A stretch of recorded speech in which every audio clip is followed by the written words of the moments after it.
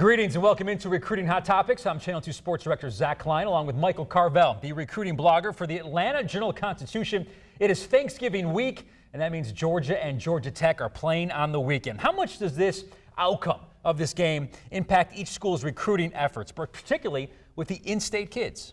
Well, strangely enough, it will have little or no impact. And you look around at the border states, you've got Alabama, Auburn, South Carolina, Clemson, Florida, Florida State.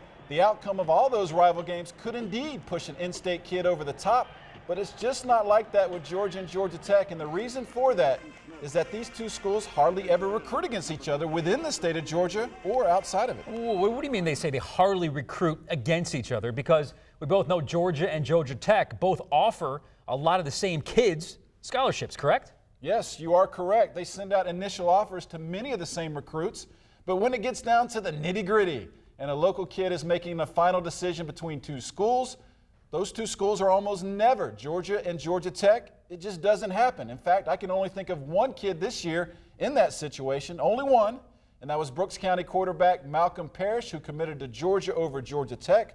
But Zach, as you mentioned, in the surrounding states, there's so many more kids picking between the arch rivals, Alabama, Auburn, Florida, Florida State, and so forth, just not here. Why is that? Why don't more kids from Georgia have Georgia and Georgia Tech as their finalists? I'm sure many of these kids growing up both watched them countless games on TV, and I'm sure their parents were fans of both programs. Why is that? Well, that's a long and complicated answer.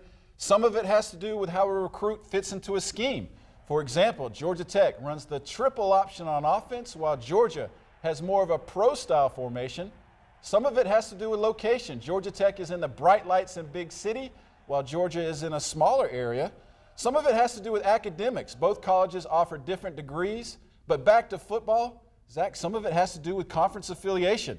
Georgia Tech is ACC, while Georgia is SEC. All right, add it all together, you can see how it makes a little bit of sense. But still, it just seems like 10 or 15 years ago, Georgia and Georgia Tech were always going head-to-head for the in-state kids. What needs to happen for some of us to see more of this in the future, going head-to-head for those final recruits? Yeah, something that needs to happen has nothing to do with Georgia and Georgia Tech.